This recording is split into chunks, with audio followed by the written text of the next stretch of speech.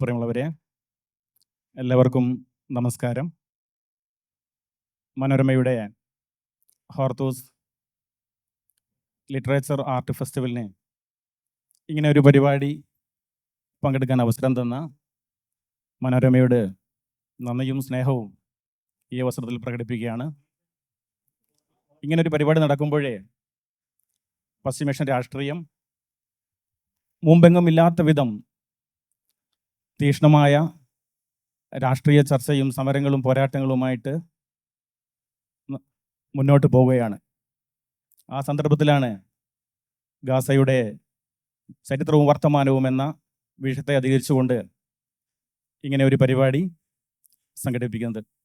എനിക്ക് തോന്നുന്നത് ഈ പരിപാടിക്ക് വലിയ ഔപചാരികത ഒന്നും സ്റ്റാൻലി ജോണിയോട് പ്രകടിപ്പിക്കേണ്ട ആവശ്യമില്ല. കാരണം വളരെ കാലത്തെ സുഹൃത്താണ്.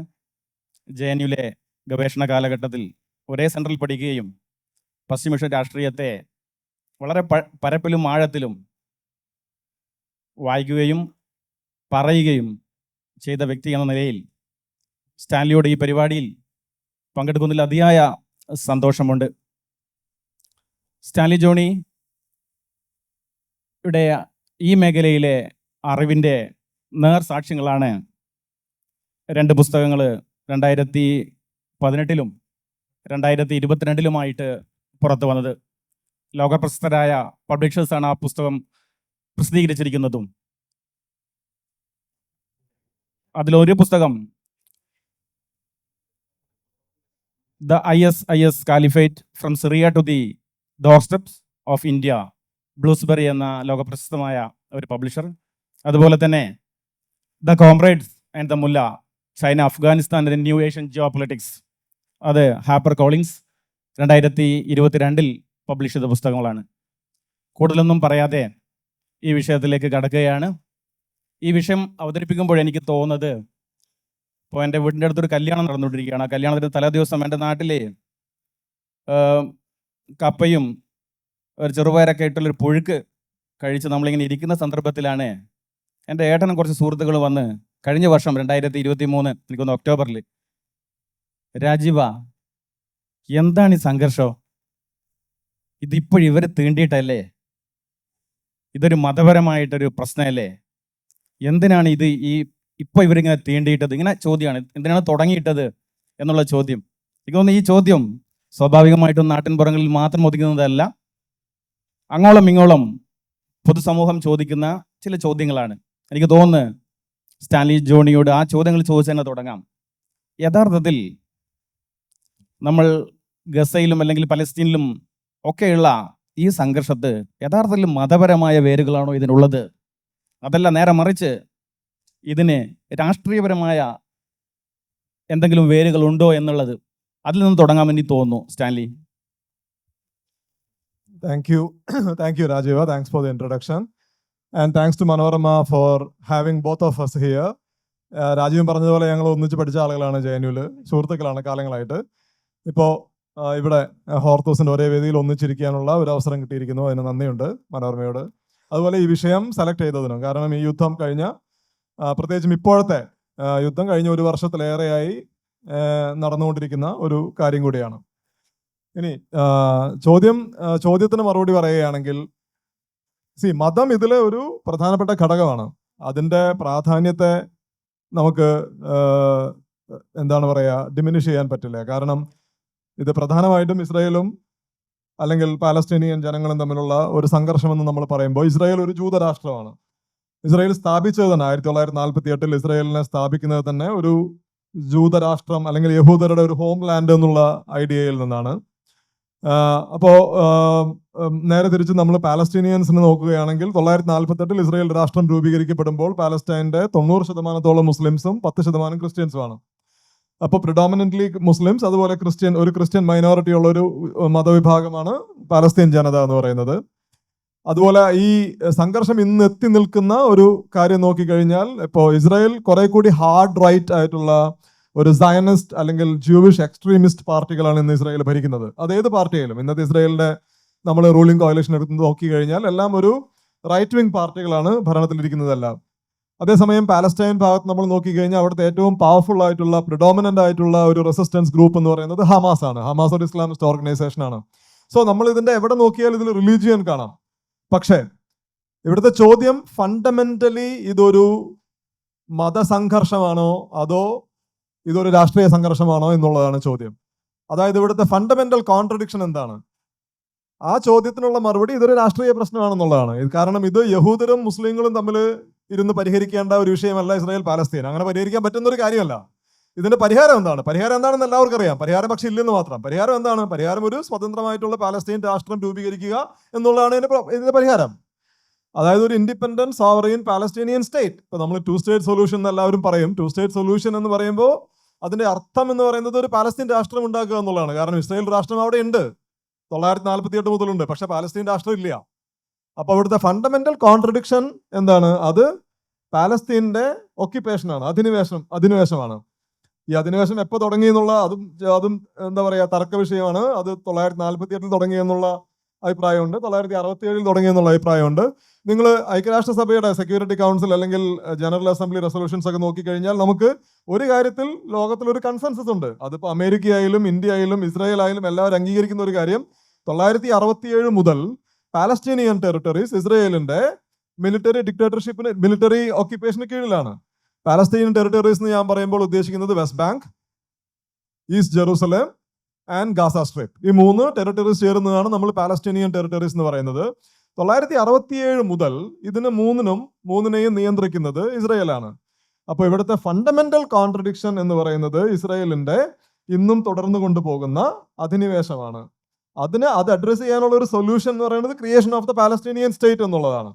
അപ്പൊ അത് മറികടന്നുകൊണ്ട് നമ്മൾ ഇതിനൊരു മതപ്രശ്നമായി മാത്രം കാണുന്നതിൽ കാര്യമില്ല. അങ്ങനെ ഇതിനൊരു പരിഹാരം കണ്ടുപിടിക്കാൻ കഴിയില്ല. കാരണം ഇത് 2 മതങ്ങൾ അല്ലെങ്കിൽ 3 മതങ്ങൾ കൂടിയിരുന്ന് പരിഹരിക്കാവുന്ന ഒരു വിഷയമല്ല. ഇതൊരു എന്താ പറയാ മതത്തിന്റെ എഡിക്റ്റിനെ പറ്റിയിട്ടോ അല്ലെങ്കിൽ അതിന്റെ സ്ക്രിപ്റ്റേഴ്സിനെ പറ്റിയിട്ടോ ഉള്ള ഒരു കോൺട്രവേഴ്സി അല്ല.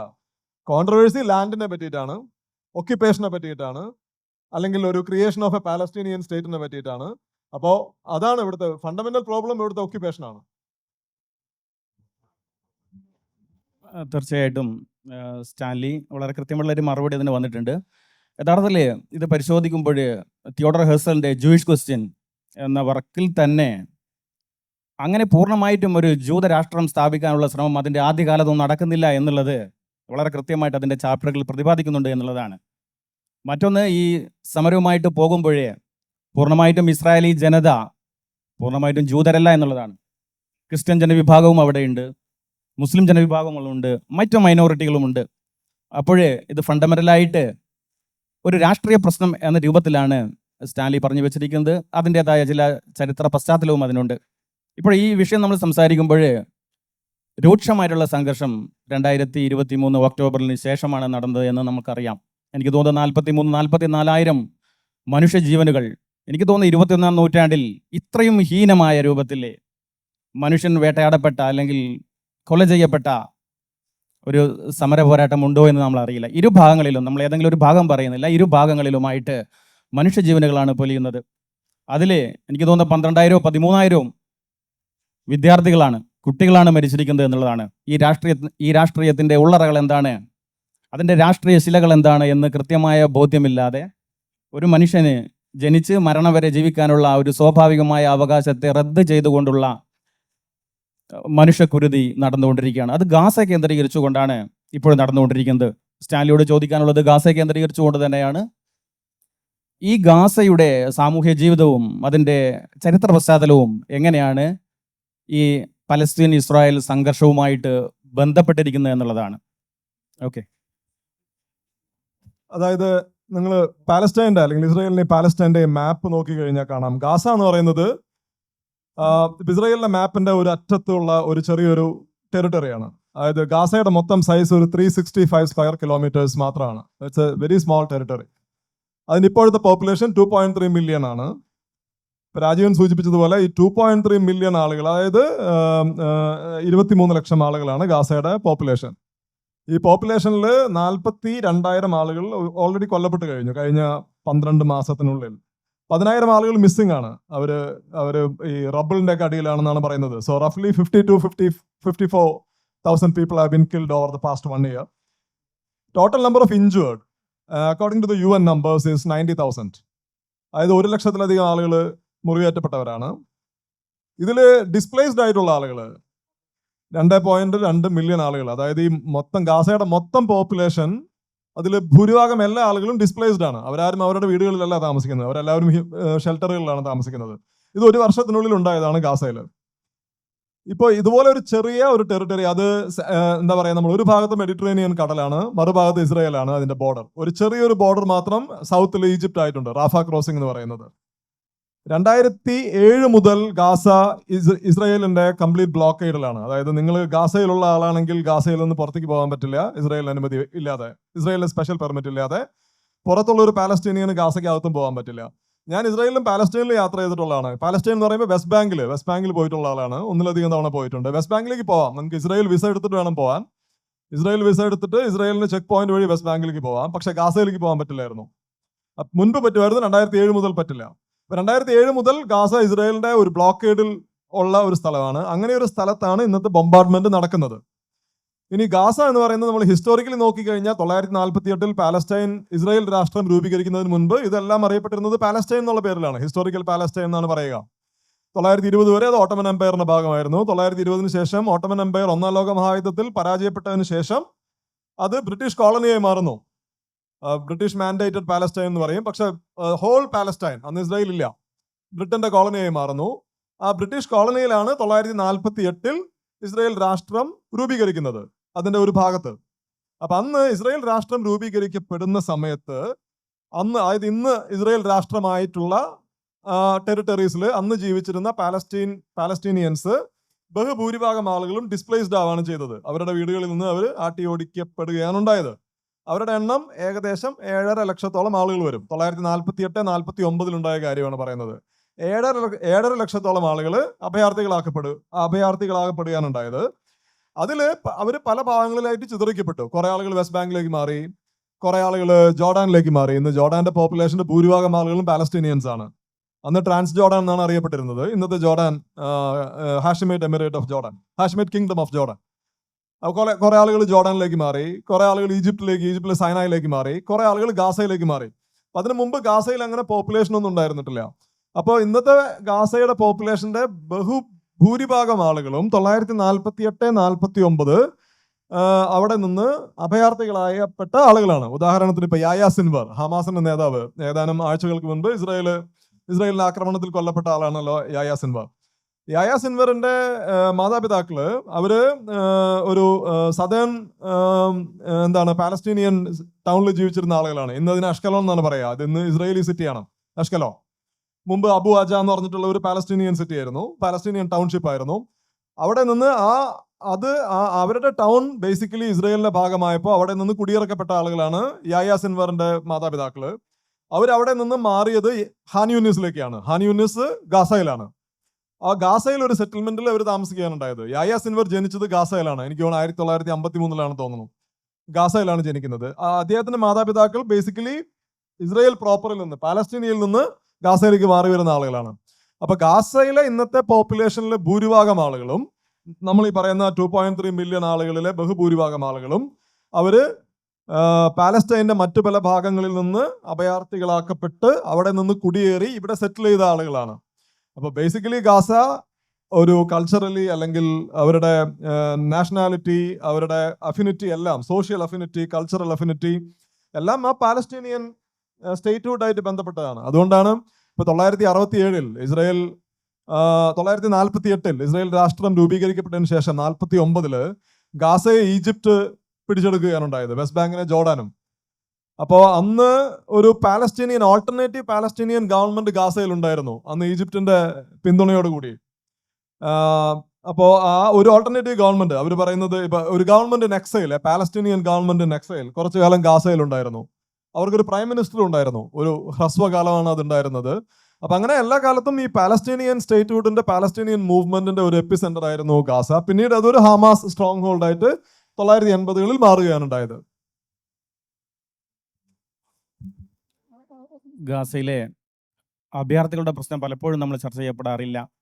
പലസ്തീൻ പ്രശ്നത്തിൻ്റെ നാൾവഴികളിലൂടെ പോകുമ്പോഴേ അഭയാർത്ഥികളുടെ പ്രതിസന്ധിയിൽ കൂടി ആണ് പലസ്തീൻ പ്രശ്നം രൂക്ഷമായിട്ട് നിൽക്കുന്നത് എന്നുള്ളൊരു യാഥാർത്ഥ്യം നമുക്കറിയാം.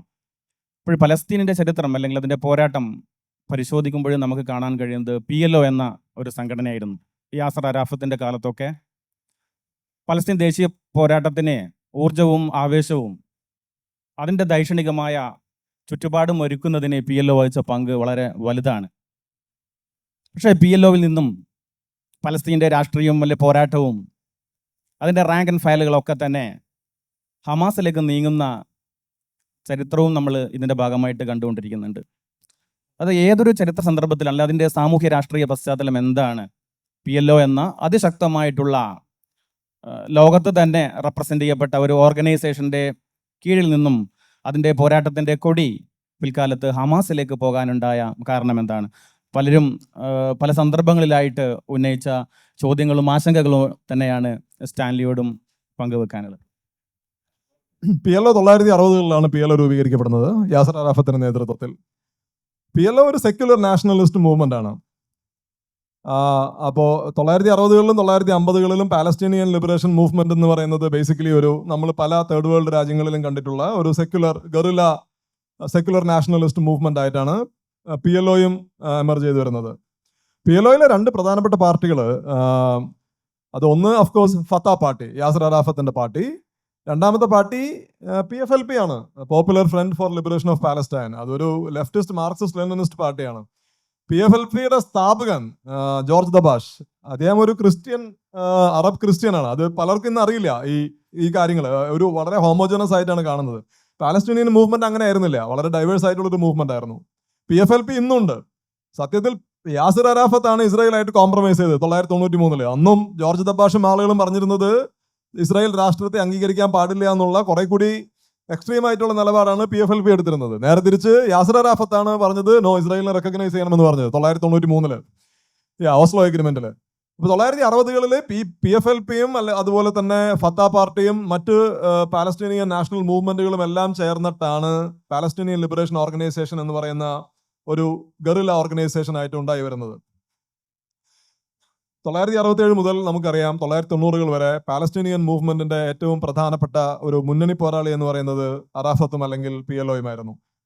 1993-ൽ അറാഫത്ത് ഓസ്ലോ എഗ്രിമെന്റ് സൈൻ ചെയ്യുന്നു. 93-ലും 95-ലും 2 എഗ്രിമെന്റ്സ് സൈൻ ചെയ്തിട്ടുണ്ട് ഇസ്രായേലായിട്ട്.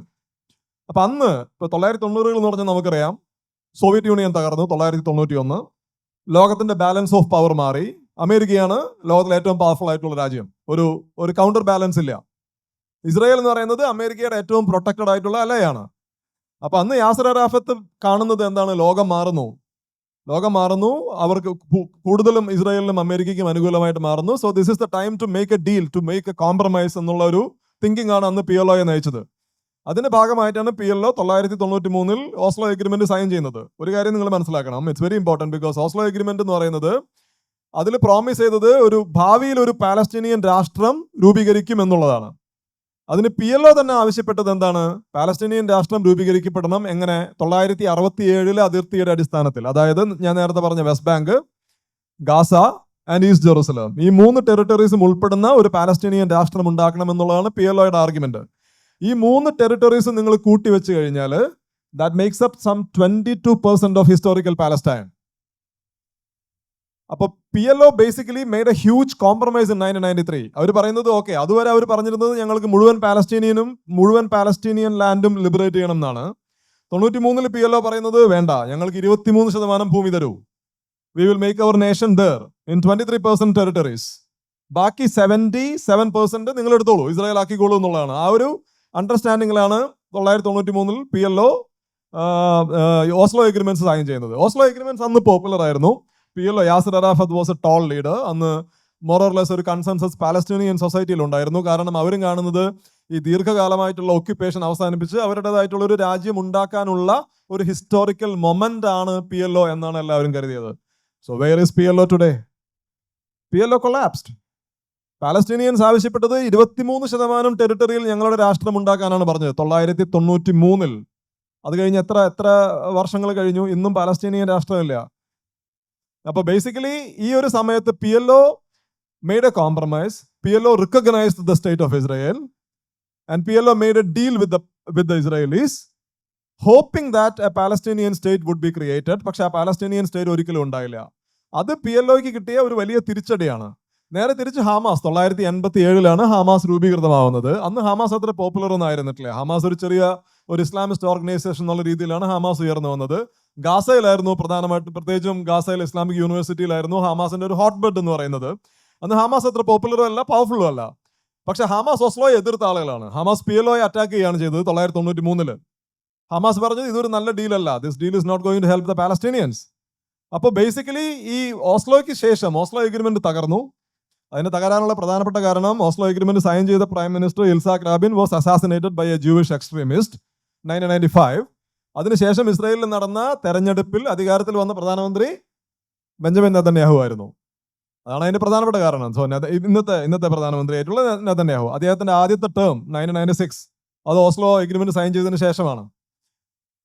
അപ്പോൾ ഓസ്ലോ എഗ്രിമെന്റ് നടക്കുന്നില്ല.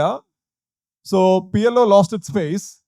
Hamas continue to oppose Oslo agreement. അത് ഹമാസിന് ഒരു വലിയ പൊളിറ്റിക്കൽ ലെജിറ്റിമസി കൊടുക്കുകയുണ്ടായി പാലസ്തീനിയൻ ടെറിട്ടറീസിന്റെ ഉള്ളിൽ. അങ്ങനെയാണ് ആ ഷിഫ്റ്റിന്റെ ആരംഭം. അങ്ങനെയാണ് പിന്നീട് പ്രത്യേകിച്ചും ഓസ്ലോ എഗ്രിമെന്റ് സൈൻ ചെയ്തതിന് ശേഷം PLO പറയുന്നു, ഞങ്ങൾ ഇനി ആംഡ് റെസിസ്റ്റൻസ് നടത്തില്ല, we are laying down our weapons, ഞങ്ങൾ ഇനി പൊളിറ്റിക്കലി നെഗോഷിയേറ്റ് ചെയ്യും. അങ്ങനെ പൊളിറ്റിക്കൽ നെഗോഷിയേഷൻസിലൂടെ ഞങ്ങൾ പാലസ്തീനിയൻ രാഷ്ട്രം ഉണ്ടാക്കും എന്നുള്ളതാണ് PLOയുടെ പ്രോമിസ്. നേരെ തിരിച്ച് ഹമാസ് പറയുന്നു, we will continue the armed resistance അപ്പുറത്ത്. അപ്പൊ ആ ഒരു വാക്വം PLO ഇസ്രായേലായിട്ട് ഒരു ഡീൽ ഉണ്ടാക്കിയതിന് ശേഷം ഉണ്ടായിട്ടുള്ള ഒരു വാക്വത്തിലേക്കാണ് ഹമാസ് നടന്നു കയറിയത്. ഞാൻ പറയുന്നത് ഇതായിരുന്നു ഇതിന്റെ ഒരു ഷിഫ്റ്റ് എന്ന് പറയുന്നത്. പിന്നെ ചരിത്രം നമുക്കറിയാവുന്ന കാര്യമാണ്. അതായത് PLO യാസർ അറാഫത്ത് മരിക്കുന്നു 2004 യാസർ അറാഫത്ത് മരിക്കുന്നു. അതിനുശേഷം വന്നിട്ടുള്ള PLOയുടെ ലീഡർഷിപ്പ് എന്ന് പറയുന്നത് ഒരു ഡയറക്ഷൻലെസ് ആയിട്ടുള്ള ലീഡർഷിപ്പാണ്. പ്രത്യേകിച്ചും ഇപ്പോൾ അബു മേസൻ ആണ് ഇപ്പോഴത്തെ പ്രസിഡന്റ്, മുഹമ്മദ് അബ്ബാസ്. അദ്ദേഹത്തിന്റെ നേതൃത്വത്തിൽ PLO ഒരു ഡയറക്ഷൻലെസ് മൂവ്മെന്റ് ആയി മാറുന്നു. PLOയ്ക്ക് സ്വാധീനം നഷ്ടപ്പെടുന്നു പാലസ്തീനിയൻ ടെറിട്ടറീസിനുള്ളിൽ തന്നെ. അതേസമയം തന്നെ ഹമാസ് കുറെ കൂടി ഓർഗനൈസ്ഡ് ആയിട്ടുള്ള, കുറെ കൂടി ഇൻഫ്ലുവൻഷ്യൽ ആയിട്ടുള്ള ഒരു ഗ്രൂപ്പായിട്ട് മാറുന്നു. അങ്ങനെയാണ് ആ ഒരു ഷിഫ്റ്റ് ഉണ്ടാവുന്നത്. ഇനി 2006 ഇലക്ഷൻ, അവസാനമായിട്ട് പാലസ്തീനിയൻ ടെറിട്ടറീസിൽ ഇലക്ഷൻ നടന്നത് 2006 അത് ആ ഇലക്ഷൻ ജയിക്കുന്നത് ഹമാസ് ആണ്. അപ്പൊ അതിന്റെ അർത്ഥം പാലസ്തീനിയൻ ടെറിട്ടറീസിലെ ആളുകളും, അതായത് അറ്റ്ലീസ്റ്റ് നമ്മൾ അതിനുശേഷം ഇലക്ഷൻ നടന്നിട്ടില്ല, നമ്മൾ അവിടെ നടന്നിട്ടുള്ള ഏറ്റവും അവസാനത്തെ ഇലക്ഷൻ നോക്കിക്കഴിഞ്ഞാൽ കാണാൻ പറ്റുന്നത് അവർ സപ്പോർട്ട് ചെയ്യുന്നത് ഹമാസിനെയാണ് എന്നുള്ളതാണ്. അങ്ങനെയാണ് ഒരു പാലസ്തീനിയൻ റെസിസ്റ്റൻസിന്റെ ഫേസ് മാറുന്നത് ഇങ്ങനെ പല പല ഹിസ്റ്റോറിക്കൽ ഘട്ടങ്ങളിലൂടെയാണ്. തീർച്ചയായിട്ടും. അതായത് യഥാർത്ഥത്തിൽ ഗാസയുടെ ഒരു അഭയാർത്ഥി ക്യാമ്പുകളിൽ നിന്നുള്ള അതൃപ്തിയും ഒക്കെയാണ് പിൽക്കാലത്ത് ഹമാസ് എന്ന സംഘടന വളർന്നു വരാൻ കാരണമായെന്ന് തോന്നുന്നു. സ്റ്റാൻലി പറഞ്ഞു വെച്ചു. ഒരു പൊളിറ്റിക്കൽ വാക്വം കൃത്യമായിട്ട് അവിടെ ഉണ്ടായിരുന്നു.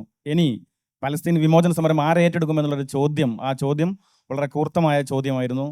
ആ ചോദ്യം പിന്നീട് ഹമാസ് ഏറ്റെടുത്തു എന്നുള്ളതാണ് നമുക്ക് ചരിത്രത്തിൽ കാണാൻ കഴിയുന്നത്. അപ്പോൾ ഇതോട് ചേർത്ത് വെച്ച് തന്നെ എനിക്ക് സ്റ്റാൻലിയോട് ചോദിക്കാനുള്ള ഒരു പങ്കുവെക്കാനുള്ളത്, നമുക്കറിയാം പലസ്തീനിയൻ മൂവ്മെൻറ്റ് അതൊരു വെറുമൊരു മൂവ്മെൻ്റ് ആയിരുന്നില്ല. മുഴുവൻ തന്നെ അറബ് ദേശീയതയെ നിർണയിച്ച, അല്ലെങ്കിൽ അറബ് ദേശീയതയുടെ അകക്കാമ്പ് എന്തായിരിക്കണം എന്ന് ഏറെക്കുറെ കേന്ദ്രീകരിക്കപ്പെട്ടത് പലസ്തീൻ വിമോചന സമരത്തിൻ്റെ കീഴിലായിരുന്നു. അറബ് ലീഗ് ഉൾപ്പെടെ അതിൻ്റെ പിന്നിൽ നിരവധി അറബ് രാജ്യങ്ങൾ എന്ന് പറയുന്ന ഗൾഫ് രാജ്യങ്ങളൊക്കെ തന്നെ ഈ മൂവ്മെൻറ്റിൻ്റെ പിറകിൽ ഉണ്ടായിരുന്നു എന്നുള്ളതാണ്. പക്ഷേ പിൽക്കാലത്ത് നമ്മൾ കാണേ പല അറബ് രാജ്യങ്ങളും ഈ മൂവ്മെൻറ്റിൽ നിന്നും അകന്നു പോയതായിട്ട് നാം കാണുന്നുണ്ട്. എന്തായിരിക്കും പ്രത്യേകിച്ച് ഗൾഫ് രാജ്യങ്ങൾ, മറ്റ് അറബ് രാജ്യങ്ങൾ, ഈജിപ്ത് പോലുള്ള രാജ്യങ്ങൾ എന്തുകൊണ്ടായിരിക്കാം പലസ്തീനിയൻ കോസിനോട് പുറംതിരിഞ്ഞു നിൽക്കാനുള്ള കാരണം? നമ്മൾ ഈ വിഷയത്തെ പറ്റി ക്ലാസ് എടുക്കുമ്പോൾ ഒക്കെ പറയുന്ന ഒരു കാര്യമാണ്, പാലസ്റ്റൈൻ പ്രോബ്ലം എന്ന് പറയുന്നത് it is no longer an Arab Israel problem. മുൻപ് അത് അങ്ങനെയായിരുന്നു. ഇതിന് അറബ് ഇസ്രായേൽ ക്രൈസിസ് എന്നാണ് നമ്മളൊക്കെ ഇതിൻ്റെ ആദ്യകാലത്തെ പറ്റി പഠിക്കുന്നത്. ഇന്നതൊരു അറബ് ഇസ്രായേൽ പ്രോബ്ലം അല്ല, ഇന്നത് ഒരു ഇസ്രായേൽ പാലസ്റ്റൈൻ പ്രോബ്ലമാണ്. അത് വളരെ കൃത്യമാണ്. കാരണം അറബ് രാജ്യങ്ങളുടെ ആ ഒരു എന്താ പറയുക, ഒരു കാലത്ത് അവർ പാലസ്തീനിയൻ കോസിനെ സപ്പോർട്ട് ചെയ്തിരുന്നു. ഇന്ന് ആ സപ്പോർട്ട് നിങ്ങൾക്ക് കാണാൻ സാധിക്കില്ല. ഓക്കെ, അവരൊക്കെ സ്റ്റേറ്റ്മെന്റ്സ് ഒക്കെ ഇറക്കും, ഐക്യരാഷ്ട്രസഭയിൽ റെസൊല്യൂഷനൊക്കെ പാസ്സാക്കാൻ ശ്രമിക്കും. അതിനപ്പുറത്തേക്ക് ഒരു അറബ് രാജ്യം പോലും ഒരു പരിധിക്ക് അപ്പുറത്തേക്ക് ഇന്ന് പാലസ്തീനിയൻ കോസിനെ സപ്പോർട്ട് ചെയ്യാൻ തയ്യാറല്ല. നമുക്ക് അതിൻ്റെ ഒരു ബ്രീഫ് ഹിസ്റ്ററി നോക്കണം എന്ന് വെച്ച് കഴിഞ്ഞാൽ, എൻ്റെ അഭിപ്രായത്തിൽ ആ ഷിഫ്റ്റ് 1967 നടന്നിട്ടുണ്ട്. 1967 യുദ്ധത്തിൽ ഇസ്രായേൽ 6 ദിവസം കൊണ്ട് ചുറ്റിനുള്ള എല്ലാ അറബ് രാജ്യങ്ങളെയും പരാജയപ്പെടുത്തുകയാണ് ഉണ്ടായത്. ഈജിപ്തിനെയും ജോർഡാനെയും സിറിയയും അവരെ സപ്പോർട്ട് ചെയ്ത മറ്റ് അറബ് രാജ്യങ്ങളെയും. അപ്പൊ അതിനുശേഷം ഇസ്രായേലുമായിട്ട് നേരിട്ടുള്ളൊരു യുദ്ധത്തിന് അറബ് രാജ്യങ്ങൾ തയ്യാറല്ല, അവർക്ക് അതിനൊരു യാതൊരു താല്പര്യമില്ല. അതൊന്ന്. ഇനി അവസാനമായിട്ട് ഒരു അറബ് രാജ്യം ഇസ്രായേലിനെ ആക്രമിച്ചത് 973 ഈജിപ്തും സിറിയയും ചേർന്നിട്ട്. ഈജിപ്ത് 973 ഇസ്രായേലിനെ ആക്രമിക്കുന്നത് പാലസ്തീനു വേണ്ടിയിട്ടല്ല. ഈജിപ്ത് 973 ഇസ്രായേലിനെ ആക്രമിക്കുന്നത് ഈജിപ്തിന്റെ ടെറിട്ടറി ആയിട്ടുള്ള സൈനായ് പെനിൻസുല തിരിച്ചു കിട്ടാൻ വേണ്ടിയിട്ടാണ്. അത് 967 ഇസ്രായേൽ പിടിച്ചെടുത്തതാണ്. അത് തിരിച്ചു കിട്ടാൻ വേണ്ടിയിട്ടാണ് അന്ന് അൻവർ സദാത്തിന്റെ നേതൃത്വത്തിൽ ഈജിപ്ത് ഒരു സർപ്രൈസ് അറ്റാക്ക് നടത്തുന്നത്, എക്സാക്ട്ലി 51 വർഷങ്ങൾക്ക് മുൻപ്. അപ്പോൾ അതിനുശേഷം ബേസിക്കലി സദാത്താണ് ആദ്യമായിട്ട് ഇസ്രായേലുമായിട്ട് ഒരു കരാർ ഒപ്പുവെക്കുന്നത്. ഇപ്പൊ 967 യുദ്ധത്തിന് ശേഷം 967 തന്നെ ഹാർത്തും കോൺഫറൻസിൽ, അറബ് ലീഗിന്റെ കോൺഫറൻസിൽ ഈ അറബ് രാജ്യങ്ങൾ എല്ലാവരും ഒന്നു ചേർന്നിട്ട് അവരവരുടെ ഫേമസ് 3 No ഡിക്ലറേഷൻ പാസ്സാക്കുകയുണ്ടായി. No peace with Israel, no talks with Israel, no recognition of Israel. The 3 No's. 967 യുദ്ധത്തിന് ശേഷം 978 അന്നത്തെ ഈജിപ്ഷ്യൻ പ്രസിഡന്റ് ആയിട്ടുള്ള അൻവർ സദാത്ത് ക്യാമ്പ് ഡേവിഡിലേക്ക് പോവുകയും, അന്ന് ജിമ്മി കാർട്ടറാണ് അമേരിക്കൻ പ്രസിഡന്റ്, മെനാഹേം ബെഗിൻ ഒരു റൈറ്റ് വിംഗ് പ്രൈം മിനിസ്റ്റർ ആണ് ഇസ്രായേലിലെ, മെനാഹേം ബെഗിനും ജിമ്മി കാർട്ടറും കൂടെ ചേർന്നിട്ട് അവർ ക്യാമ്പ് ഡേവിഡ് അഗ്രിമെന്റ് ഒപ്പുവെച്ചു. അപ്പൊ അത് ബേസിക്കലി അൻവർ സദാത്ത് ഈ 3 നോയും വയലേറ്റ് ചെയ്ത ആളാണ്. അതായത് he talk to the Israelis, he made peace with the Israelis and he recognise the Israeli state. വെറും 10 വർഷത്തിനുള്ളിൽ നടന്ന ഒരു കാര്യമാണ് പറയുന്നത്. അപ്പോ പക്ഷെ സദാത്തിന് അറിയാം that he wanted to get something in return for the Palestinians. അപ്പൊ അതുകൊണ്ട് സദാത്ത് പറയുന്നത് അത് പാലസ്തീനിയൻ സ്റ്റേറ്റ്ഹുഡിനെ അല്ലെങ്കിൽ പാലസ്തീനിയൻ നാഷണലിസത്തെ ഇസ്രായേൽ റെക്കഗ്നൈസ് ചെയ്യണം എന്നാണ് സദാത്തിന്റെ ആവശ്യം. പാലസ്തീനിയൻ രാഷ്ട്രം ഉണ്ടാക്കണം എന്നല്ല, അത് ഇസ്രായേൽ സമ്മതിക്കില്ലെന്ന് അറിയാം എല്ലാവർക്കും. പക്ഷെ പാലസ്തീനിയൻ നേഷൻ ആ ഒരു നാഷണലിസത്തെ റെക്കഗ്നൈസ് ചെയ്യണം.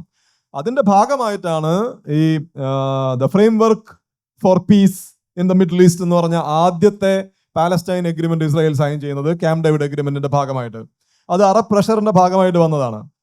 അപ്പൊ അതിനുശേഷം 993 നേരത്തെ പറഞ്ഞതുപോലെ ഓസ്ലോ എഗ്രിമെന്റിന് ശേഷം 94 ജോർഡാൻ ഇസ്രായേലുമായിട്ട് എഗ്രിമെന്റ് സൈൻ ചെയ്യുന്നു. Jordan became the second Arab country to normalise ties with Israel.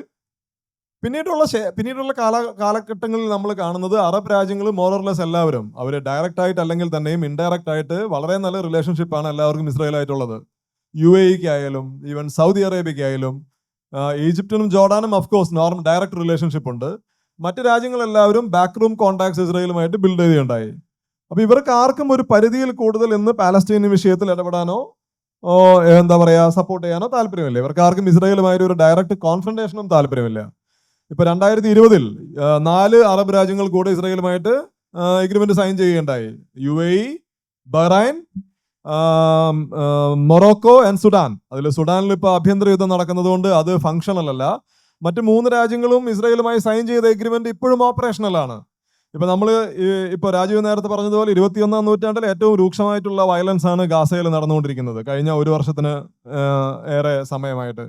ഒരു അറബ് രാജ്യം പോലും അവർ ഇസ്രായേലുമായിട്ടുള്ള പീസ് എഗ്രിമെന്റിന് ഇത് ചെയ്തിട്ടില്ല, റിവോക്ക് ചെയ്തിട്ടില്ല. ടർക്കിയും ചെയ്തിട്ടില്ല. ടർക്കിയാണ് കുറെ കൂടി വോക്കലായിട്ട് ഇസ്രായേലിനെ അറ്റാക്ക് ചെയ്യുന്ന ആള്, എർദോവാൻ. പക്ഷെ ടർക്കിയുടെ ഇസ്രായേലുമായിട്ടുള്ള ഡിപ്ലോമാറ്റിക് റിലേഷൻഷിപ്പ് ഇപ്പോഴും ഉണ്ട്. ഇവരുടെ അംബാസഡേഴ്സിനെ തിരിച്ചു വിളിച്ചു കാണും. പക്ഷെ ഇവരുടെ basic agreements, the diplomatic relationship with Israel, it stays. അപ്പൊ ഇവരാരും തന്നെ ഒരു പരിധിയിലപ്പുറത്തേക്ക് ഇതിനെ ചലഞ്ച് ചെയ്യാൻ തയ്യാറായിട്ടില്ല. ഇതിനെ ചലഞ്ച് ചെയ്യുന്നത് നേരെ തിരിച്ച് ഇറാനാണ്, അല്ലാതെ അറബ് രാജ്യങ്ങളല്ല. അതാണ് ഇതിന്റെ ഒരു വൈരുദ്ധ്യം എന്ന് പറയുന്നത്. ഇറാൻ ഒരു ഷിയ മെജോറിറ്റി രാജ്യമാണ്, പക്ഷെ ഇറാനാണ് ഇസ്രായേലിനെ ഡയറക്ട്ലി ചലഞ്ച് ചെയ്യുന്നത്. ഇപ്പോൾ പീസ് അക്കോർഡിനെ കുറിച്ച് സ്റ്റാൻലി പറഞ്ഞു. ഇപ്പോൾ ഈ അടുത്തായിട്ടുള്ള പീസ് അക്കോർഡ് എബ്രഹാം അക്കോർഡാണ്. ആ എബ്രഹാം അക്കോർഡിൽ അന്നേവരുണ്ടായ അറബ് രാജ്യങ്ങൾ ഏറെക്കുറെ ഇസ്രായേലി ഭാഗത്ത് നിൽക്കുകയാണ്. അപ്പോൾ അതിൻ്റെ ഒരു സാധ്യത എന്താണ്? അതെന്ത് ഒരു രാഷ്ട്രീയ ചലനമായിരിക്കും പശ്ചിമേഷ്യയിൽ ഉണ്ടാക്കുക എന്നുള്ളതാണ്, അല്ലെങ്കിൽ പലസ്തീൻ്റെ മുന്നോട്ടുള്ള പ്രയാണത്തെ നിർണ്ണയിക്കുന്നതിൽ ഈ അക്കോർഡ് എന്ത് പങ്കാണ് വഹിക്കുന്നുണ്ടാകുക? സോ അബ്രഹാം അക്കോർഡ്സ് ശരിക്കും യുഎയും ഇസ്രായേലും തമ്മിലാണ് അതിന്റെ പ്രധാനപ്പെട്ട ആക്ടേഴ്സ്. UAE, Bahrain, Israel. അതിപ്പോഴും that agreement is still standing. ആ എഗ്രിമെന്റിന് ഒന്നും സംഭവിച്ചിട്ടില്ല. പക്ഷെ ഇസ്രായേലിന് ആക്ച്വലി വേണ്ടത് സൗദി അറേബ്യയുമായിട്ടുള്ള എഗ്രിമെന്റ് ആണ്. ഇപ്പോൾ നിങ്ങൾക്ക് ഓർമ്മയുണ്ടോന്ന് അറിയില്ല, അതായത് 2022 സെപ്റ്റംബർ മാസം Saudi crown prince Mohammed bin Salman ഇന്ത്യയിലുണ്ടായിരുന്നു G20 പങ്കെടുക്കാനായിട്ട്. അപ്പൊ ഡൽഹിയിൽ വെച്ചിട്ട് അദ്ദേഹം മാധ്യമങ്ങളോട് സംസാരിച്ചപ്പോൾ അദ്ദേഹം പറഞ്ഞത് സൗദി അറേബ്യയും ഇസ്രായേലും we are in a very advanced stage of signing a peace agreement എന്നാണ് പറഞ്ഞത്. അപ്പൊ അത് ഇപ്പോൾ October 7 ശേഷം ഒരുപക്ഷെ ഇമ്മീഡിയറ്റ്ലി പോസിബിൾ അല്ലായിരിക്കാം. കാരണം ഇന്നിപ്പോൾ സൗദി അറേബ്യ പറയുന്നത് ഇസ്രായേലുമായിട്ട് ഞങ്ങൾ ഇപ്പോഴും എഗ്രിമെന്റ് സൈൻ ചെയ്യാൻ തയ്യാറാണ്, പക്ഷേ there has to be a path towards the creation of a Palestinian state. അങ്ങനെ ഒരു വഴിയെങ്കിലും തുറന്നിടണം ഒരു സ്വതന്ത്ര പാലസ്തീൻ സ്റ്റേറ്റിന് വേണ്ടി, എന്നാലേ ഇസ്രായേലുമായിട്ട് നേരിട്ട് എഗ്രിമെന്റ് സൈൻ ചെയ്യൂ എന്നാണ് പറയുന്നത്. അതായത് ഒരു സ്ട്രീറ്റ് പ്രഷർ ഉണ്ട് ബേസിക്കലി. പക്ഷെ അതിനപ്പുറത്തേക്ക് ഇവരാരും ഇസ്രായേലിനെതിരെ എന്തെങ്കിലും നിലപാടെടുക്കുകയോ അല്ലെങ്കിൽ ഈവൻ എക്സിസ്റ്റിംഗ് റിലേഷൻഷിപ്പ് കട്ട് ചെയ്യാനോ അല്ലെങ്കിൽ ഏതെങ്കിലും രീതിയിലുള്ള ഇസ്രായേലിനെ ചലഞ്ച് ചെയ്യാനോ ഒന്നും ഇവരാരും തയ്യാറല്ല. പക്ഷേ എബ്രഹാം അക്കോർഡ്സ് ഇപ്പോഴും നിലവിലുണ്ട്. പക്ഷെ അതിന്റെ അടുത്ത സ്റ്റേജ് എന്ന് പറയുന്നത് സൗദി അറേബ്യയും ഇസ്രായേലും തമ്മിലുള്ള നോർമലൈസേഷൻ ആണ്. അത് ഉടനടി സംഭവിക്കാനുള്ള ചാൻസ് ഇല്ല, പ്രത്യേകിച്ചും ഇപ്പോഴത്തെ ഈ യുദ്ധത്തിന് ശേഷം. പലസ്തീൻ മൂവ്മെന്റിനോട് പല ഘടനകളും രാഷ്ട്രീയങ്ങളും രാജ്യങ്ങളൊക്കെ തന്നെ പതിയെ പിൻവാങ്ങുന്ന സന്ദർഭത്തിൽ തന്നെ ചോദിക്കേണ്ട അല്ലെങ്കിൽ നമ്മൾ പങ്കുവയ്ക്കേണ്ട മറ്റൊരു ആശങ്ക എനിക്ക് തോന്നുന്നത് ഇന്ത്യയുമായി ബന്ധപ്പെട്ടുകൊണ്ടാണ്. നമുക്കറിയാം, ഒരു കൊളോണിയൽ അനുഭവമുള്ള രാജ്യമാണ് ഇന്ത്യ. നൂറ്റാണ്ടുകളോളം കൊളോണിയൽ രാഷ്ട്രീയ ഘടനയുടെ കീഴിലകപ്പെട്ട രാജ്യം. അതുപോലെ തന്നെയാണ് പലസ്തീനും. രണ്ടാം ലോക മഹായുദ്ധത്തിന് ശേഷം ലോകത്ത് അങ്ങോളം ഇങ്ങോളം ഏഷ്യ, ആഫ്രിക്ക, ലാറ്റിൻ അമേരിക്ക രാജ്യങ്ങളിലെല്ലാം തന്നെ കൊളോണിയൽ വിരുദ്ധ സമരങ്ങൾ വളരെ ശക്തമായിട്ട് വന്നിരുന്നു. അതിൻ്റെ ഭാഗമായിട്ട് തന്നെ പോസ്റ്റ് കൊളോണിയൽ സ്റ്റേറ്റുകൾ രൂപം കൊണ്ടു. ആ കൊളോണിയൽ സ്റ്റേറ്റുകളിലെല്ലാം തന്നെ അവരവരുടെ രാഷ്ട്രീയ അസ്തിത്വത്തെ നിർണ്ണയിക്കുന്ന അല്ലെങ്കിൽ അതിൻ്റെ കർത്തൃത്വത്തെ നിർണ്ണയിക്കുന്ന രൂപത്തിലുള്ള രാഷ്ട്രീയ ഘടനകൾ, നാഷണൽ സ്റ്റേറ്റുകൾ രൂപം കൊണ്ടിട്ടുണ്ടായിരുന്നു. പക്ഷേ പലസ്തീനിൽ പരിമിതമായ ഒരു ദേശരാഷ്ട്രത്തിൻ്റെ ഉള്ളിൽ എത്രത്തോളം നമുക്ക് പരിമിതമായ ചില അവകാശങ്ങളുണ്ടോ ആ അവകാശങ്ങളൊന്നും തന്നെ പാടെ അവഗണിക്കപ്പെട്ട ഒരു ജനവിഭാഗമായിട്ട് പലസ്തീൻ തുടരുകയാണ്. ആ സന്ദർഭത്തിൽ തന്നെ നമുക്ക് നോക്കാം, ഒരു വൈരുദ്ധ്യം കാണാം. ഞാൻ നേരത്തെ സൂചിപ്പിച്ചതുപോലെ കൊളോണിയൽ അനുഭവമുള്ള ഇന്ത്യയെ പോലുള്ള രാജ്യം നെഹ്റുവിൻ കാലം മുതലേ എനിക്ക് തോന്നുന്നു 1990 വരെ പലസ്തീൻ കോസിൻ്റെ കൂടെ അസ്ഥിക്ക് ചേർന്നതുപോലെ അല്ലെങ്കിൽ ഒട്ടിപ്പിടിച്ചതുപോലെ പലസ്തീൻ കോസിൻ്റെ കൂടെ ഇന്ത്യൻ രാഷ്ട്രീയവും വലിയ ജനവിഭാഗങ്ങളും ചേർന്ന് നിന്നിരുന്നു എന്നുള്ളത് നമുക്ക് കാണാൻ കഴിയും. പക്ഷേ 90-ന് ശേഷം ചില മാറ്റങ്ങൾ ഇന്ത്യയുടെ വിദേശ നയത്തിലും അല്ലാതെയുമുള്ള ചില മാറ്റങ്ങൾ വന്നതായിട്ട് ആ രംഗത്ത് പഠനം നടത്തുന്നവർ പറയുന്നുണ്ട്. അങ്ങനെ യഥാർത്ഥത്തിൽ ഒരു ഷിഫ്റ്റ് സംഭവിച്ചിട്ടുണ്ടോ? ഇന്ത്യയുടെ പാലസ്തീൻ പോളിസിയിൽ നമുക്ക് തുടർച്ചയും കാണാം, ചേഞ്ചസും കാണാം. Both changes and continuity are there. ഇപ്പോൾ ഒരു കാലത്ത് പ്രത്യേകിച്ചും കോൾഡ് വാറിന് സമയത്ത് ഇന്ത്യ വളരെ ആക്റ്റീവ്ലി പാലസ്തീനിയൻ കോസിനെ സപ്പോർട്ട് ചെയ്ത ആളുകളാണ്. അത് നെഹ്റു ആയാലും മിസ്സിസ് ഗാന്ധി ആയാലും അതിനുശേഷം വന്ന ആളുകൾ, രാജീവ് ഗാന്ധി ആയാലും എല്ലാവരും ഒരു പാലസ്തീനിയൻ കോസിനോടുള്ള സപ്പോർട്ട് അത് ഒരു എന്താണ് പറയുക, ഒരു മൊറാലിറ്റി ബേസ്ഡ് ആയിട്ടുള്ള അപ്രോച്ച് മാത്രമായിരുന്നിട്ടില്ല. കാരണം ഇന്ത്യയുടെ വെസ്റ്റ് ഏഷ്യ പോളിസി എന്ന് പറയുന്നത് പ്രധാനമായിട്ടും അറബ് രാജ്യങ്ങളുമായിട്ടുള്ള ഒരു ബന്ധത്തിന്റെ ഭാഗമായിട്ടാണ്. അപ്പോൾ അറബ് രാജ്യങ്ങളും ഇസ്രായേലും തമ്മിൽ ശക്തമായിട്ടുള്ള സംഘർഷം നിലനിന്നിരുന്ന സമയത്ത് ഇന്ത്യ സ്ട്രോങ്ലി ആന്റി ഇസ്രായേൽ പൊസിഷനാണ് എടുക്കുന്നത്. 90-കൾ ശേഷം നമ്മൾ നേരത്തെ പറഞ്ഞതുപോലെ അറബ് രാജ്യങ്ങളും ഇസ്രായേലും തമ്മിലുള്ള ബന്ധത്തിലും സാരമായിട്ടുള്ള മാറ്റം വന്നു. അപ്പോൾ ഇന്ത്യയെ സംബന്ധിച്ചിടത്തോളം ഇന്ത്യക്ക് കുറെ കൂടി ഓപ്പൺ ആയിട്ടുള്ള ഒരു സ്പേസ് ഉണ്ടായി ഇസ്രായേലുമായിട്ട് നേരിട്ട് ബന്ധം ഓപ്പറേറ്റ് ചെയ്യാൻ. കാരണം ഒരു അറബ് പ്രഷർ ഇല്ല 90-കൾക്ക് ശേഷം. 1992-ലോ 93-ലോ ആണ് ഇന്ത്യ ആദ്യമായിട്ട് ഇസ്രായേലുമായിട്ട് directly full diplomatic relationship establish ചെയ്യുന്നത്. അപ്പോൾ അതിനുശേഷം 2015 വരെ ഇന്ത്യയുടെ പൊസിഷൻ എന്ന് പറയുന്നത് India supports the creation of an independent Palestinian state based on the 1967 border with East Jerusalem being its capital എന്നാണ്. 2015 വരെ. 2015 എന്ന് പറയാൻ കാരണം 2015 ഇന്ത്യൻ പ്രസിഡന്റ് പ്രണബ് മുഖർജി ഇസ്രായേലിലും പാലസ്തീനിലും പോയപ്പോൾ ഞാനത് റിപ്പോർട്ട് ചെയ്തിട്ടുണ്ട്. ഞാൻ അദ്ദേഹത്തിന് കൂടെ യാത്ര ചെയ്തിട്ടുള്ള ആളാണ്. അപ്പം അന്ന് ഇസ്രായേലിലും പാലസ്തീനിലും അന്ന് പ്രസിഡന്റ് മുഖർജി റിപ്പീറ്റ് ചെയ്ത ഇന്ത്യൻ പൊസിഷൻ ഇതാണ്. അതായത് ഒരു പാലസ്തീനിയൻ രാഷ്ട്രം 1967 ബോർഡറിന്റെ അടിസ്ഥാനത്തിൽ ഈസ്റ്റ് ജെറൂസലം അതിന്റെ ക്യാപിറ്റൽ ആയിട്ടുള്ള ഒരു പാലസ്തീൻ രാഷ്ട്ര രൂപീകരണത്തെ ഇന്ത്യ സപ്പോർട്ട് ചെയ്യുന്നു എന്നുള്ളതാണ് ഇന്ത്യയുടെ പൊസിഷൻ. പക്ഷേ 2015 മുതലുള്ള ഇന്ത്യയുടെ പൊസിഷൻ എന്ന് പറയുന്നത് India supports the creation of an independent Palestinian state. That's it. Full stop. So we don't talk about the border. We don't talk about the capital. We don't talk about any other elements of the solution. ഇതിനെപ്പറ്റി നമ്മൾ Indian ഡിപ്ലോമാറ്റ്സിനോട് സംസാരിക്കുന്നുണ്ട്. നമ്മൾ ഇതിന്റെ ഭാഗമായിട്ടൊക്കെ നമ്മുടെ റിപ്പോർട്ടിങ്ങിന്റെ ഭാഗമായിട്ടൊക്കെ സംസാരിക്കുമ്പോൾ അവർ പറയുന്നത് അത് basically ഇസ്രായേലികളും പാലസ്തീനികളും തമ്മിൽ തീരുമാനിക്കേണ്ട ഒരു വിഷയമാണ്, നമ്മളുടെ വിഷയമല്ല. നമ്മളുടെ വിഷയം എന്ന് പറയുന്നത് നമ്മൾ എടുക്കുന്ന ഒരു പൊസിഷൻ എന്ന് പറയുന്നത് നമ്മൾ ഒരു 2 സ്റ്റേറ്റ് സൊല്യൂഷനെ സപ്പോർട്ട് ചെയ്യുന്നു എന്ന് വെച്ചാൽ നമ്മളൊരു പാലസ്തീനിയൻ സ്റ്റേറ്റിനെ സപ്പോർട്ട് ചെയ്യുന്നു. പക്ഷെ അതിനപ്പുറത്തേക്ക് ഇസ്രായേലും പാലസ്തീനിയും തമ്മിൽ പൊസിഷൻ എടുക്കുക എന്നുള്ളതാണ്. വേറൊരു കാര്യം നമുക്ക് മനസ്സിലാക്കേണ്ടത് ഇസ്രായേലും ഇന്ത്യയും തമ്മിലുള്ള ബന്ധം ഒരുപാട് മാറിയിട്ടുണ്ട് കഴിഞ്ഞ ഏതാനും കാലമായിട്ട്, പ്രത്യേകിച്ചും ഈ ഗവൺമെന്റിന്റെ ഇപ്പോഴത്തെ ഗവൺമെന്റിന്റെ സമയത്ത്. Intelligence corporation, defence corporation, agricultural technology corporation, et cetera. അപ്പോൾ പ്രത്യേകിച്ചും കഴിഞ്ഞ യുദ്ധത്തിന് ശേഷം ഇപ്പം ഇന്ത്യയുടെ വോട്ടിംഗ് റെക്കോർഡ് എടുത്തു കഴിഞ്ഞാൽ ഇന്ത്യ UN 6 വോട്ടാണ് ഉണ്ടായത്. അതിൽ 4 വോട്ടിലും ഇന്ത്യ പാലസ്തീന് അനുകൂലമായിട്ടാണ് വോട്ട് ചെയ്തത്. 2 എണ്ണത്തിൽ നിന്ന് അബ്സ്റ്റെയിൻ ചെയ്യുന്നു. പക്ഷെ അതേസമയം തന്നെ ഇപ്പൊ ഇസ്രായേലിന്റെ യുദ്ധത്തിനെതിരെ ഒരു പരിധിയിൽ കൂടുതൽ വിമർശിക്കാനോ ഇസ്രായേലിനെ കണ്ടം ചെയ്യാനോ ഇന്ത്യ തയ്യാറല്ല. ഇപ്പൊ നമ്മൾ ഗ്ലോബൽ സൗത്ത് എന്ന് പറയുമ്പോൾ ഉള്ള രാജ്യങ്ങളെ നമ്മൾ നോക്കിക്കഴിഞ്ഞാൽ മറ്റ് രാജ്യങ്ങൾ കുറെ കൂടി എന്താ പറയുക അസേർട്ടീവ് ആയിട്ടാണ് ഇസ്രായേലിനെ ക്രിട്ടിസൈസ് ചെയ്യുന്നത്. ഉദാഹരണത്തിന് സൗത്ത് ആഫ്രിക്ക ഇസ്രായേലിനെതിരെ ഒരു ജനോസൈഡ് കേസ് ഫയൽ ചെയ്തിട്ടുണ്ട് ഇന്റർനാഷണൽ കോർട്ട് ഓഫ് ജസ്റ്റിസിൽ. അത് ആ കേസിനെ സപ്പോർട്ട് ചെയ്യുന്നുണ്ട് ബ്രസീൽ, മറ്റൊരു ഗ്ലോബൽ സൗത്ത് രാജ്യമാണ്. ഇപ്പൊ ചൈനയുടെ സ്റ്റേറ്റ്മെന്റ് വളരെ അസേർട്ടീവ് ആയിട്ടുള്ള വളരെ സ്ട്രോങ് ആയിട്ടുള്ള സ്റ്റേറ്റ്മെന്റ്സ് ആണ് ചൈനീസ് ഗവൺമെന്റ് ഇഷ്യൂ ചെയ്യുന്നത്. Even Russia is at war, but even Russia is doing the same thing. പക്ഷെ നമ്മൾ എടുക്കുന്ന പൊസിഷൻ ഇസ്രായേലിനെ കണ്ടം ചെയ്യാതെ നമ്മൾ ഹ്യൂമാനിറ്റേറിയൻ ക്രൈസിസിനെ പറ്റി മാത്രം ഒരു കൺസേൺ പ്രകടിപ്പിക്കുക, അതേസമയം തന്നെ പാലസ്തീനിയൻ സ്റ്റേറ്റ്ഹുഡിനെ സപ്പോർട്ട് ചെയ്യുക. പക്ഷെ we never criticise Israel over the humanitarian situation in Gaza. അപ്പൊ അങ്ങനെ ഒരു ബാലൻസിങ് പൊസിഷനാണ്. ഒരു കാലത്ത് നമ്മൾ ഇന്ത്യൻ ഗവൺമെന്റ് വളരെ സ്ട്രോങ് ആയിട്ടുള്ള ഒരു പ്രോ പാലസ്തീനിയൻ പൊസിഷൻ എടുത്തിരുന്നു. അത് ഇവോൾവ് ചെയ്തു 1990s. അവിടെ നിന്ന് ഇന്ന് ഇന്ത്യൻ പൊസിഷനിൽ ഒരു പ്രോ ഇസ്രായേൽ ടിൽറ്റ് കാണാൻ സാധിക്കും. അങ്ങനെയാണ് ഇന്ത്യൻ പൊസിഷൻ എത്തി നിൽക്കുന്നത്. നമസ്കാരം, എൻ്റെ പേര് സൈനുദ്ദീൻ. സാർ, ഒരു കാര്യം, ഈ 1948 ഇസ്രായേൽ വന്നത്. വേറെ എവിടുന്നോ വന്ന എമിഗ്രേറ്റ് ചെയ്ത ജൂസ് അവിടെ വന്നു. അവർ ജൂയിഷ് നാഷണൽ ഫണ്ടൊക്കെ എടുത്തിട്ട് കുറേ സ്ഥലങ്ങൾ വാങ്ങി. അങ്ങനെ ശരിക്കും പറഞ്ഞു കഴിഞ്ഞാൽ ഒരു രാഷ്ട്രം പണിതു. വേറെ ലോകത്തിൻ്റെ നാനാ വിഭാഗത്തു നിന്നുള്ള ആളുകൾ ഈ ജ്യൂസ് എങ്ങനെ വന്നു? വൈ? ഇൻറ്റൻഷൻ. ആ ഇൻറ്റൻഷൻ മതപരമാണ്. ഞാനൊരു കാര്യം പറയട്ടെ.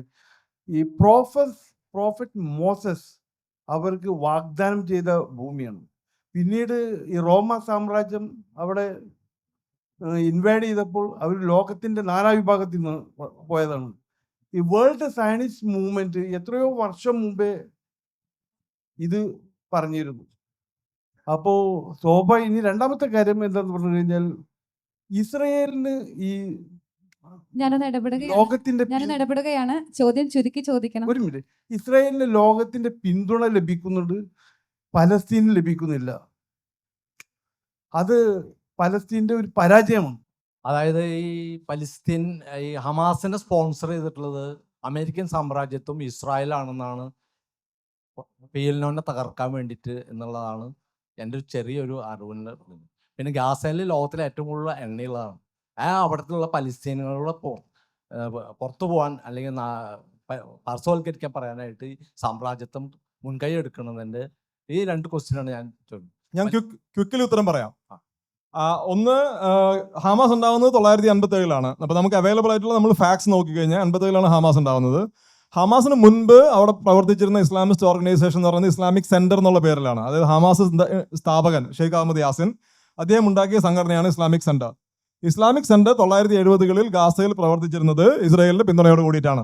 അത് സത്യമാണ്, അത് എസ്റ്റാബ്ലിഷ്ഡ് ആയിട്ടുള്ള ഫാക്ട് ആണ്. കാരണം അന്ന് ഇസ്രായേൽ PLOനെയാണ് പ്രധാനപ്പെട്ട എതിരാളിയായിട്ട് കണ്ടിരുന്നത്. അപ്പൊ ഇസ്രായേൽ അന്ന് ഹമാസിനെയല്ല ഇസ്ലാമിക് സെന്ററിനെ ഒരു ഇസ്ലാമിക് ചാരിറ്റി ഓർഗനൈസേഷൻ ആയിട്ട് റെക്കഗ്നൈസ് ചെയ്തിരുന്നു. എന്നിട്ട് ഇസ്രായേൽ ഗവൺമെന്റിന്റെ പിന്തുണയോടുകൂടി റേസ് ചെയ്ത ഫണ്ട്സ് വെച്ചിട്ടാണ് അവർ ഗാസയിലെ ഇസ്ലാമിക് യൂണിവേഴ്സിറ്റി പണിതത്. അത് വളരെ ഫാക്ച്വൽ ആയിട്ടുള്ള കാര്യമാണ്. ഇത് പക്ഷേ ഇവര് ഹമാസിനെ നേരിട്ട് എന്താ പറയുക ഹമാസിന്റെ ക്രിയേഷനിൽ ഇടപെട്ടോ എന്നുള്ളതിൽ നമുക്ക് ഫാക്ട്സ് ഇല്ല. പക്ഷേ ഹമാസിന്റെ ഒരു earlier incarnation had actually Israel support. അതൊന്ന്. രണ്ടാമത്തെ ചോദ്യം എന്തായിരുന്നു പറഞ്ഞേ? അവരുടെ ലക്ഷ്യം എന്തോ ആവട്ടെ. പക്ഷെ എനിക്ക് തോന്നുന്നു ഇപ്പോ അത് UN പോലും കഴിഞ്ഞ ആഴ്ച UNന്റെ എക്സ്പെർട്ട് പോലും പറഞ്ഞത് ഇസ്രായേലിന്റെ അൾട്ടിമേറ്റ് ഗോൾ ഗാസയിൽ എന്ന് പറയുന്നത് ഗാസയിലെ ആളുകളെ ഡീപോപ്പുലേറ്റ് ചെയ്യുക എന്നുള്ളതാണ്. ആ സ്ത്രീ ഉപയോഗിച്ച വാക്ക് എക്സ്റ്റെർമിനേഷൻ ആണ്. അവർ പറയുന്നത് what Israel is trying to do is to exterminate the Palestinians in Gaza. ഞാൻ പറഞ്ഞതല്ല, സ്റ്റാൻലി ജോണി പറഞ്ഞതല്ല, ഒരു UN എക്സ്പെർട്ട് പറഞ്ഞതാണ്. അപ്പോൾ ഇന്ന് എനിക്ക് തോന്നുന്നു ഒരുപാട് വാർണിംഗ്സ് ലോകത്തിന്റെ പല ഭാഗങ്ങളിൽ നിന്ന് UN നിന്നും തന്നെ വരുന്നുണ്ട്. അതായത് ഈ ഒരു ഇൻസസന്റ് ബോംബാർഡ്മെന്റ്, ഇസ്രായേൽ ഇങ്ങനെ നിർത്താതെ ബോംബ് ചെയ്തുകൊണ്ടിരിക്കുകയാണ് ഒരു ഡിഫൻസീവ് ഓൺക്ലേവിന്. അപ്പൊ അതിന്റെ യഥാർത്ഥത്തിൽ ഇസ്രായേലിന്റെ ലക്ഷ്യം എന്ന് പറയുന്നത് ഗാസേനെ, അറ്റ്ലീസ്റ്റ് നോർത്തേൺ ഗാസയെ ഡീപോപ്പുലേറ്റ് ചെയ്യുക എന്നുള്ള കാര്യത്തിൽ എനിക്ക് തോന്നുന്നു അങ്ങനെ ഒരു അഭിപ്രായം പല ഭാഗത്തു നിന്നും ശക്തമായി വരുന്നുണ്ട്. ഇന്ത്യയുടെ പോളിസി ബാലൻസിങ് ആയിട്ടാണ് തോന്നുന്നത്, അല്ലെങ്കിൽ കാരണം പാലസ്തീനും ഇസ്രായേലും ഒരിക്കലും രണ്ട് ഈക്വൽ പവേഴ്സ് അല്ല. അപ്പൊ പാലസ്തീന് ഒരു ടൈമിൽ മരുന്ന് കൊടുക്കുന്നു, വോട്ട് ചെയ്യുന്നു. അതേ ടൈമിൽ ഇസ്രായേലിന് ഇന്ത്യൻ പബ്ലിക് സെക്ടറിൽ നിന്നുള്ള Munitions India Limited, Bharat Dynamics Limited, Bharat Electronics ലിമിറ്റഡും കഴിഞ്ഞ ദിവസങ്ങളിൽ മരണപ്പെട്ട പ്രത്യേക ടൈപ്പ് മനുഷ്യസ്നേഹിയായ രതൻ ടാറ്റയും അദാനി ഉൾപ്പെടെയുള്ള ആളുകൾ വാർ മെറ്റീരിയൽസ് ഇസ്രായേൽ അയക്കുന്നുണ്ട്. അപ്പൊ ഇത് ഇന്ത്യന്റെ ഇരട്ടത്താപ്പല്ലേ, ഹിപ്പോക്രസി അല്ലേ? ഇതെങ്ങനെയാണ് ബാലൻസിങ് ആവുന്നത്? അത് കൂടാണ്ട് ഇന്ത്യന്റെ ഈ പോളിസിക്ക് ഇസ്രായേലിനെ സഹായിക്കുന്ന ഈ വാർ ബിസിനസ്സിൽ കോർപ്പറേറ്റ് താല്പര്യങ്ങൾ, ഇമ്പീരിയലിസ്റ്റ് താല്പര്യങ്ങൾ ഉണ്ടോ? അതിന്റെ മറുപടി നിങ്ങൾ തന്നെ പറഞ്ഞല്ലോ, ഇന്ത്യയിലെ കോർപ്പറേഷൻസ് ഇതിൽ ഇൻവോൾവ് ആണെന്ന് പറഞ്ഞല്ലോ. അപ്പൊ കോർപ്പറേറ്റ് താല്പര്യം ഉണ്ട്, ഓഫ് കോഴ്സ് അല്ലേ. ഇപ്പൊ രണ്ടാമത്തെ ഇന്ത്യയുടെ പോളിസി എന്ന് പറയുന്നത്, ഇപ്പൊ എന്നോട് ചോദിക്കുകയാണ് should India take more emphatic position എന്ന് ചോദിച്ചു കഴിഞ്ഞാൽ ആണെന്നാണ് എൻ്റെ അഭിപ്രായം. എൻ്റെ പേഴ്സണൽ അഭിപ്രായമാണ്. ഇന്ത്യ കുറച്ചുകൂടി സ്ട്രോങ് ആയിട്ടുള്ള, മോറലി അസർട്ടീവ് ആയിട്ടുള്ള പൊസിഷൻ എടുക്കണം എന്നുള്ളതാണ് എൻ്റെ വ്യക്തിപരമായ അഭിപ്രായം. ഞാൻ പറയാൻ ശ്രമിച്ചത് എന്താണ്, പക്ഷെ ഇന്ത്യ എടുക്കുന്ന അങ്ങനെ ഒരു നിലപാടല്ല. ബാലൻസിംഗ് എന്ന് പറയാൻ ഉദ്ദേശിച്ചത്, ബാലൻസിംഗ് എന്ന് വെച്ചാൽ യെസ്, ഇതിലൊരു ഇക്വാലിറ്റി ഇല്ല, പക്ഷേ India is trying to balance between two sides എന്ന് പറയുമ്പോൾ Palestinians and larger global opinion ഉണ്ട് പാലസ്തീനിയൻസിന് അനുകൂലമായിട്ട്. നേരെ തിരിച്ച് ഇസ്രായേൽ റെപ്രസെന്റ് ചെയ്യുന്ന ആ ഒരു പവർഫുൾ ലോബി ഉണ്ട്, ഇസ്രായേൽ മാത്രമല്ല യുണൈറ്റഡ് സ്റ്റേറ്റ്സ് ഉൾപ്പെടെ. ഇതിനിടയിലുള്ള ഒരു ബാലൻസിങ് പൊസിഷനാണ് ഇന്ത്യ എടുക്കുന്നത്. പക്ഷേ നമ്മൾ ഇതിന്റെ മൊറാലിറ്റി മാറ്റി വെച്ചാൽ തന്നെയും, ഇതിനെ കുറെ കൂടി റിയൽ പൊളിറ്റിക്കലായിട്ട് ചിന്തിച്ചാൽ തന്നെയും എനിക്ക് തോന്നുന്നു ഇന്ത്യ കുറെ കൂടി അസേർട്ടീവ് ആയിട്ടുള്ള പൊസിഷനാണ് ഇതിൽ എടുക്കേണ്ടത്. കാരണം ഇന്ത്യ ഗ്ലോബൽ സൗത്തിന്റെ ലീഡർ ആവണമെന്ന് ആഗ്രഹിക്കുന്ന ഒരു രാജ്യമാണ്. ഗ്ലോബൽ സൗത്തിലെ മറ്റ് രാജ്യങ്ങളെല്ലാം തന്നെ പാലസ്തീനിയൻ വിഷയത്തിൽ കുറെ കൂടി സ്ട്രോങ് ആയിട്ട് പൊസിഷൻ എടുക്കുന്ന ആളുകളാണ്. അത് ചൈന ആയാലും, റഷ്യ ആയാലും, ബ്രസീൽ ആയാലും, സൗത്ത് ആഫ്രിക്ക ആയാലും. അപ്പോൾ India cannot be seen as lackey of the United States. You need to take strong positions at times. So if you are asking for my views, yes, India should have taken much more stronger position. Hello sir, ഈ Palestine രാഷ്ട്രത്തെക്കുറിച്ചുള്ള UN തീരുമാനങ്ങൾ നടപ്പിലാക്കുന്നതിൽ ആരാണ് എതിർക്കുന്നത്? India നടത്തുന്നത് ശരിക്കും ഒരു വംശീയ സപ്പോർട്ടാണ്. വംശീയ ഭരണത്തിന്റെ മറ്റൊരു വംശീയ യുദ്ധത്തിനുള്ള സപ്പോർട്ടാണ് നൽകുന്നത്. ഇത് ഇന്ത്യ ഒരു കാലത്ത് എടുക്കാത്തൊരു നിലപാടാണ്. യുദ്ധത്തിനെതിരെ ലോക മാനവീയതയ്ക്ക് വേണ്ടിയാണ് ഇന്ത്യ എന്ന് നിലകൊണ്ടത്. ഇന്ത്യയുടെ നിലപാട് ഏറെ വിമർശനാത്മകമാണ്. ഈ UN തീരുമാനങ്ങൾ നടപ്പാക്കുന്നതിൽ എതിർക്കുന്ന രാഷ്ട്രങ്ങളെ അല്ലെങ്കിൽ അത് ചോദ്യം ചെയ്യാൻ കഴിയണം. സാർ, ഞാൻ സാറിൻ്റെ നെഗറ്റീവ് വായിച്ചിട്ടുണ്ട്. ഹമാസ് ഈ October 7 അറ്റാക്ക് വരുന്ന സമയത്ത് അവരൊരു ഇന്റൻഷൻ എന്താണെന്ന് വെച്ചിട്ടുണ്ടെങ്കിൽ ഇവരെല്ലാവരും നേഷൻസ് എല്ലാവരും ഇവരെ മറക്കുക, മീൻസ് ഗ്ലോബൽ അറ്റൻഷനിലേക്ക് വരിക എന്നുള്ളതായിരുന്നു ഹമാസിന്റെ എയിം. അവർ ആ ഇന്റൻഷൻ അച്ചീവ് ചെയ്തു എന്നുള്ള രീതിയിൽ മീൻസ്. പക്ഷെ ഇപ്പൊ ഒരു അവസ്ഥ എന്താ, മീൻസ് ഹമാസ് എങ്ങനെയാണ് ഇതിനെ ഓവർകം ചെയ്യാൻ, അല്ലെങ്കിൽ ഇനി വാട്സ് ആഫ്റ്റർ? ഓക്കെ, എങ്ങനെ ഓവർകം ചെയ്യും എന്നുള്ളത് നമ്മൾ കാത്തിരുന്ന് കാണണം. പക്ഷെ ഹമാസ് ആക്ച്വലി പാലസ്തീനിയൻ ഇഷ്യൂനെ വീണ്ടും വെസ്റ്റ് ഏഷ്യയുടെ ഒരു സെന്ററിലേക്ക് കൊണ്ടുവന്നു അല്ലേ? പക്ഷെ അതിനെ ഒരു ബ്രൂട്ടൽ ഫോഴ്സ് ആണ് ഉപയോഗിച്ചത്. അത് വേറൊരു കാര്യം.